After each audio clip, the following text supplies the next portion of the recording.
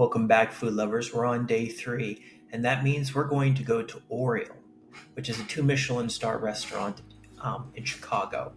And we are only 2 days away from the James Beard Awards. I'm so excited, but I'm even more excited to try Oriole. And I first heard of Oriole years ago, but never have gotten the chance to go. Chef Noah Sandoval is someone that I have really admired in the culinary world, and this is such a great opportunity to experience the chef's table at Oriole. I'm so excited. Let's eat. I first heard of Oriel and Chef Noah Sandoval when they opened in 2016.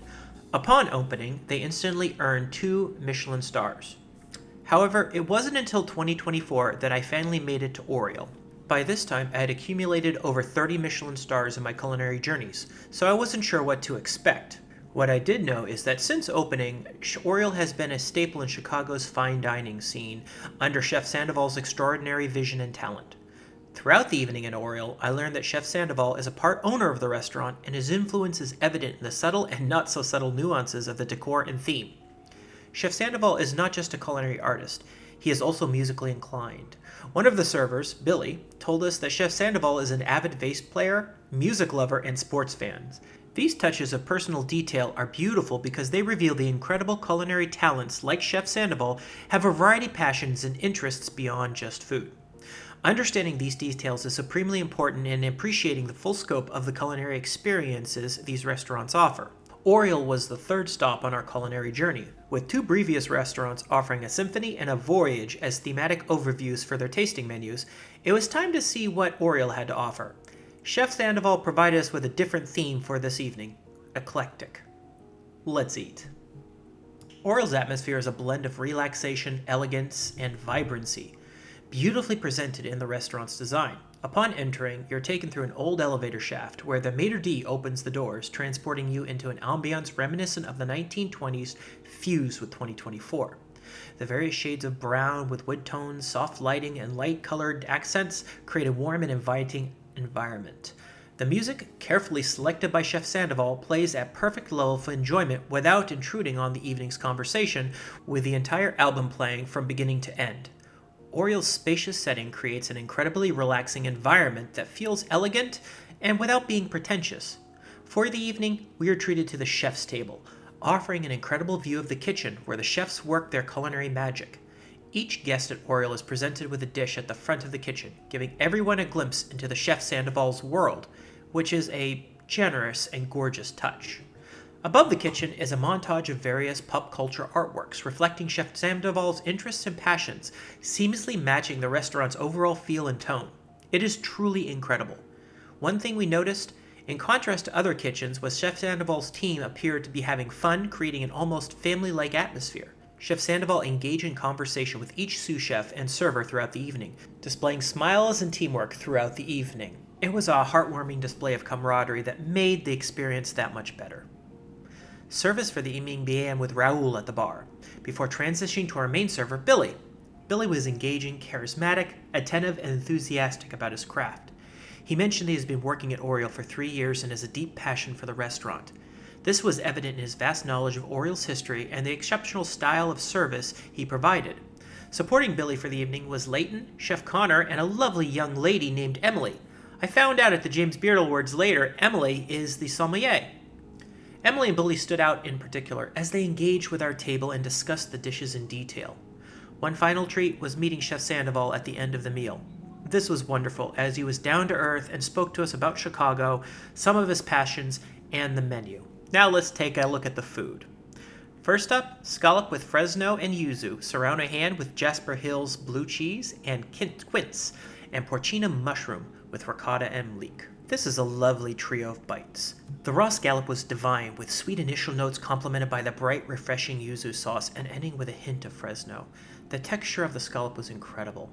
The second bite, the mushroom accoutrement, was a complete contrast to the scallop, with textures ranging from crunchy to salt and an earthy, woody flavor profile from the mushroom, enhanced by the musky, nutty truffle. Rounding out the bites was the ham and cheese sandwich, which features the salty Serrano ham perfectly paired with a funky blue cheese ending with sweet notes of quince. The trio was the perfect start to the evening. Course 2 features foie gras with frises de bois and an anise hyssop. The rendition of this foie gras was borderline transcendent. Each bite featured rich, decadent initial notes of foie, giving way to beautiful middle notes of anise and luscious strawberry, transitioning to end notes of buttery brioche. The dish had a beautifully subtle tang from tiny dollops of creme fraiche, and subtle tones of mint lingered on the palate. Each bite transported us to the halls of decadence, with soft moans of pure pleasure escaping our lips as the dance of strawberry and foie sang on our palates. Course 3, golden Kaluga caviar with snap peas and Meyer lemon. As we were still savoring the bite of the foie, Chef Sandoval presented more incredible flavors merging the land and the sea. The golden caviar rested upon a decadent buttermilk foam that elegantly wrapped around our tongues.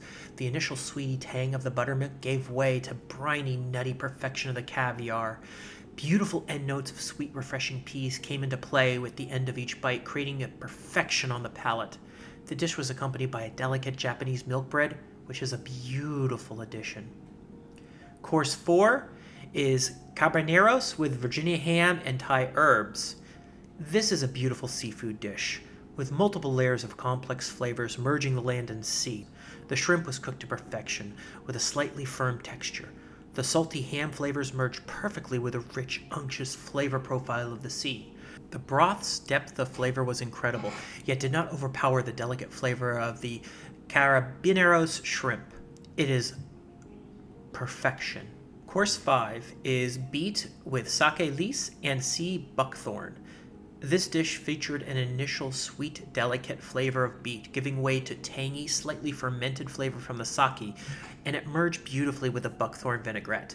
The unique flavor profile was a new discovery for me on the palate, as each bite revealed various ingredients and combination of flavors that I simply have not encountered. The merging of the earthy beet and the tangy buckthorn was exquisite. Course 6 is sea urchin with furikake egg. This dish was a fusion of flavor, textures, and complexity, all wrapped into one bite.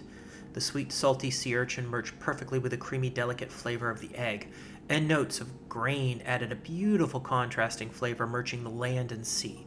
The spectrum of texture from soft sea urchin to crunch of the grain was simply incredible. Course 7, trout with smoked cabbage and smoked roe.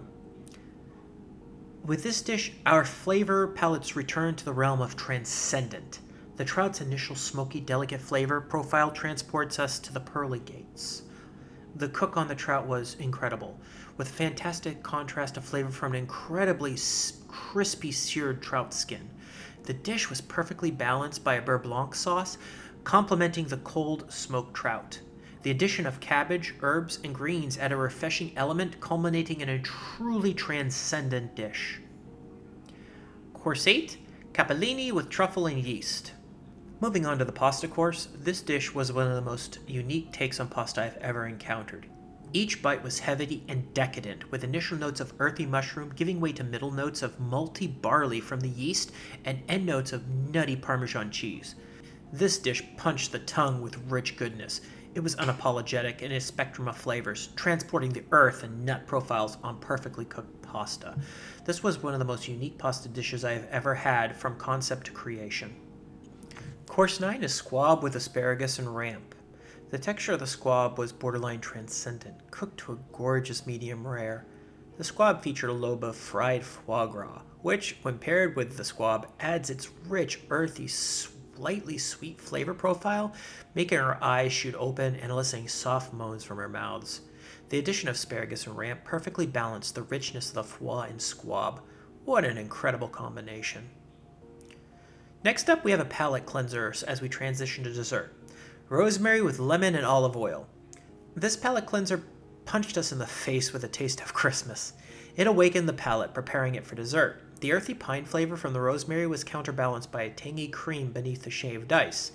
It is intense, that is for sure. The first course of dessert is chocolate with lapsang souchong and black currant. The dessert was delicate and light. The flavor profile featured chocolate intermingled with char from the marshmallow shards, and it had a slight sweet tangy acidity from the black currant. The dish was not overly sweet, but it was well balanced. It did lack some creativity and refinement from the previous dishes. For the finale, we had a minardise featuring cannelé and a tartlet. The first, we were presented with a tartlet, which featured the same fraise de bois as the first dish. This bite was simply elegant and refreshing, with the wild strawberries' flavor profile being incredible. The cannelé added a beautiful contrast between the crusty exterior and the soft, creamy, eggy interior. The cannelé's flavor was mild, with a tang coming from the cream on top. It was a nice end to the evening. So, overall, Oriole offers a dining experience that seamlessly blends relaxation, elegance, and vibrant energy. Upon entering through an old elevator shaft, diners are transported in the 1920s inspired atmosphere, but it is also fused with Chef Sandoval's personal touch. That ceiling is wonderful. And it is also evident through the music and the pop culture artwork, truly eclectic. The service was impeccable, with engaging and knowledgeable staff like Billy, Leighton, Chef Connor, and Emily, who ensures every guest feels special. Meeting Chef Sandoval at the end of the meal added a personal and charming touch to the evening. He is really down to earth. The food at Oriole is a symphony of flavors and textures, with several courses reaching transcendent or borderline transcendent heights. Highlights included are the first course trio, the decadent foie gras, the elegant golden caviar, the complex shrimp, the delightful sea urchin, and the transcendent smoked trout. The capellelli with truffle and yeast stood out for its rich, earthy flavors, while the squab with foie surpassed expectations. Although the chocolate dessert with lapsang and blackcurrant lacked some of the strength found in other dishes, the meal ended on a high with a refreshing tartlet and cannelé. Oriole delivers on extraordinary dining experience with exceptional service, inviting atmosphere, and transcendent dishes, creating unforgettable culinary magic. Chef Sandoval, keep rocking on. So let's talk about scoring Oriole. Overall, atmosphere is a 20 out of 20. Piece de resistance, eclectic brilliance. Service is a 20 out of 20, elevating dining with a personalized touch. Food is a 58 out of 60. This food experience is truly exceptional with a great energy and great composition from beginning to end. Well done. Overall is a 98 out of 100, piece de resistance, and scores for me generally that fall 97, 98, 99, 100 should be 2 or 3 Michelin stars, or at the very least, best chef or restaurant United States for James Beard. Really well done. Wow, so I have some final thoughts of Oriole, and all I can say is, in the last couple of years, that might be my personal favorite dining experience. The blend of elegance and sophistication with eclectic punk rock and sports and the personality done so well was just stunning. To watch the serenity in the kitchen, yet the laid-back atmosphere, and then the incredible balance that came out on the plates. Some of the bites were absolutely transcendent, and nothing was really short of excellent. Even the one dessert that was a little off was still at the end of excellence. It is just truly one of the most complete dining experience I've had in a long time, and simply enjoyable. To Emily and Chef Sandoval and his entire team, thank you. Until next time, friends, let's eat.